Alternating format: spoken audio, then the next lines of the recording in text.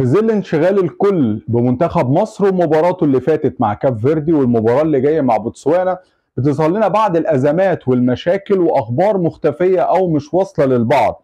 زي بوبنزا النهارده لحد ازاي ما وصلش رغم تأكيدات النادي الزمالك، وإيه سر بيان نادي الزمالك اللي نزل على صفحته الرسمية وإن بوبنزا وقع على العقود المبدئية والتأخير دوت لأسباب تانية. إيه الحقيقة والتفاصيل خلف الكواليس في الموضوع؟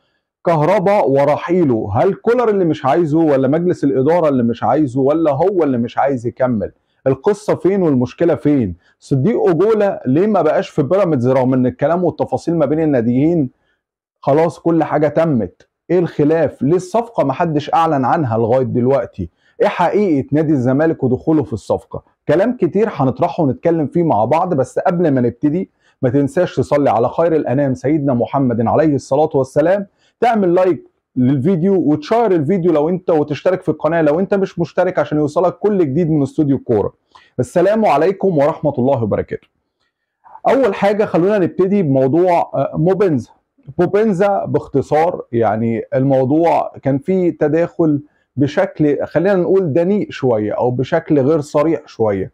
بوبنزا احد الاشخاص دون ذكر اسمه، والتفاصيل اللي بقولها لكم دي من الكواليس ومن الدواخل، باختصار بعت لموبنزا كل المخالفات اللي على نادي الزمالك مع اللعيبه المحترفين والقضايا والشكاوى والكلام ده كله، بهدف ما، هدف واضح وصريح مش محتاج اي تخبئه او اي تجويد، ان نادي الزمالك ده مش نادي ملتزم فما تجيهوش، باختصارا وقولا واحدا. الكلام ده اتبعت امبارح للراجل، طبعا وكيله اللاعب بلغ وكيله بالكلام دوت، فطلب وكيله تواصل مع نادي الزمالك وطلب توضيح واضح وصريح عن الامر. وبالفعل نادي الزمالك راح مفنط كل التفاصيل ديت وبعتها للوكيل، والوكيل منه للاعب بيوضح فيه ان كل المشاكل ديت تابعه لادارات سابقه مش تابعه لمجلس الاداره الحالي، وبقى على العكس تماما ان مجلس الاداره الحالي حرفيا هو اللي بيحل المشاكل ديت، وبعت له برضه خطابات ان هو سدد كذا وسدد كذا وسدد كذا، وان الكلام ده مش هيحصل معاه، وان نادي الزمالك ملتزم تماما باتفاقاته معاه. طبعا اللاعب اختل يعني ثقته في ان هو يجي، او حصل هزه في الموضوع، حصل ان في عدم ثقه للموضوع، حتى لو الورق اتبعت لك وانت اطمنت او ابتدى ان النادي يطمنك، الامور برضو ما تمتش الى ايه، ان اللعيب خلاص طب انا جاي. الكلام اجل حسمه ليوم الثلاث اللي جاي.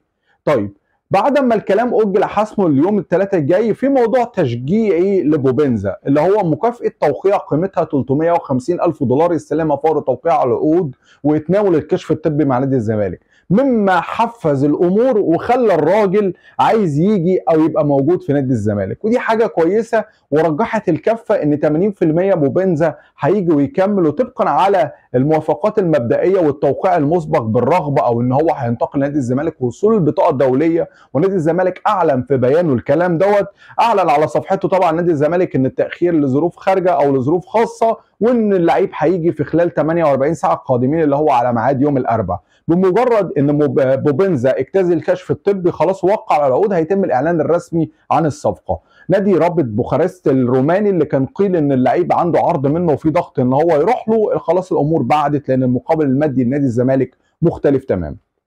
طيب نيجي على الموضوع اللي بعده. الموضوع اللي بعده هو موضوع كهربا، وبعد تصريحات الكابتن محسن صالح المدير الفني السابق لمنتخب مصر النادي الاسماعيلي ورئيس هيئه لجنه التخطيط بنادي الاهلي، تصريحات اللي شويه يعني يعاب عليه فيها اللي تم واللي اتقال، ان هو يتطرق لموضوع كهربا، وخصوصا ان نادي الحزم النهارده رسميا بقى يعني رفض ان هو يعلي قيمه التعاقد مع كهربا بسبب ان هو عرف او اشاع الامر خلاص، او وصلت له المعلومه ان في خلاف داخلي ما بين الاداره او كولر مش عايز كهربا، المهم مش هيزود العائد او المقابل لاستعاره او لشراء كهربا.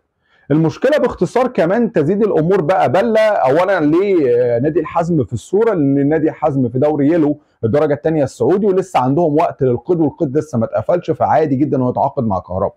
طيب في تضاربات بقى في الاقوال، في مارسيل كولر مش عايزه، والكلام ده مش صحيح. لا، مارسيل كولر يعني ايه؟ عايز اللاعب في حاله عدم التعاقد مع بديل له. طيب في حاله توفير بديل له لكهربا او مهاجم تاني موجود، فما عندوش مشكله ان كهربا يرحل.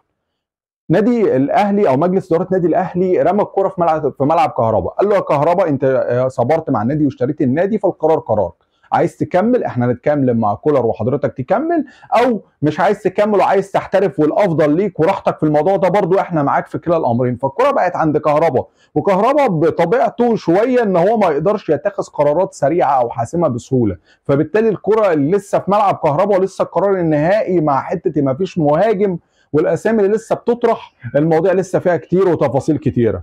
طيب في اجتماع طارئ ما بين نادي الاهلي ومجلس ادارته مع كولر النهارده، والتدريبات اتلغت في النادي الاهلي عشان كولر يبقى فاضي الاجتماع تماما عشان حسم اكتر من ملف.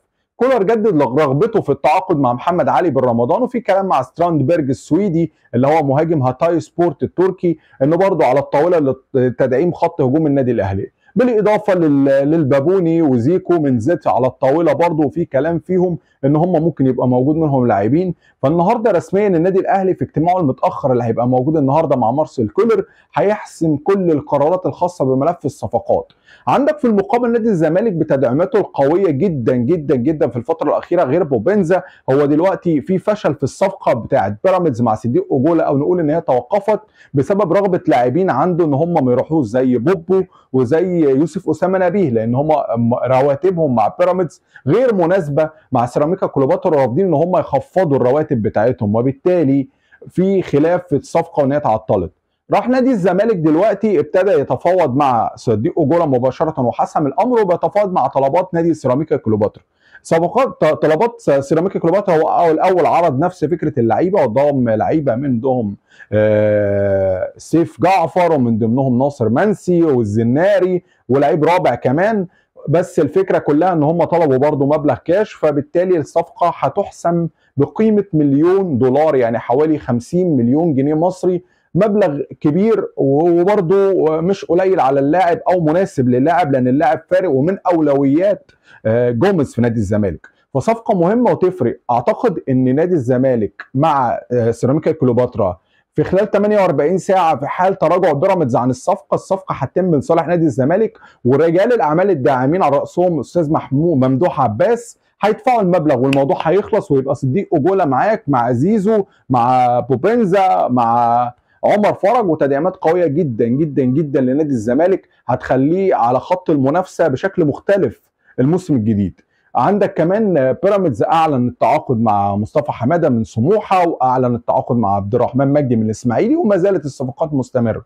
فمسلسل المنافسه في الدوري شكله مختلف الموسم اللي جاي وهيبقى قوي، ومع اقتراب السوبر هتلاقي فيه حسم يوم 12 بيقرب، فهتلاقي نادي الزمالك ونادي الاهلي بقوه بيسعوا تقفيل الصفقات بتاعتهم عشان السوبر الافريقي اللي جاي خلاص يوم 27، ومن حق الانديه تسجل اللعيبه قبل 15 يوم، اللعيبه اللي تعاقدت معاها قبل 15 يوم من السوبر تقدر تأيدهم في قائمه السوبر، فاخرك يوم 12 سبتمبر الجاري لتسجيل اخر صفقاتك للانضمام للسوبر الافريقي ومباراه السوبر في السعوديه يوم 27 ان شاء الله ما بين الاهلي والزمالك. في نهايه الحلقه اتمنى الفيديو عجبك، يكون وصل لك معلومه جديده وبلغ كل الاخبار وكل الكواليس حوالين الاخبار والمشاكل والازمات اللي حاصله. ما تنساش تعمل لايك للفيديو وتشترك في القناه لو انت مش مشترك عشان يوصلك كل جديد من استوديو الكوره. كنتم مع استوديو الكوره، والسلام عليكم ورحمه الله وبركاته.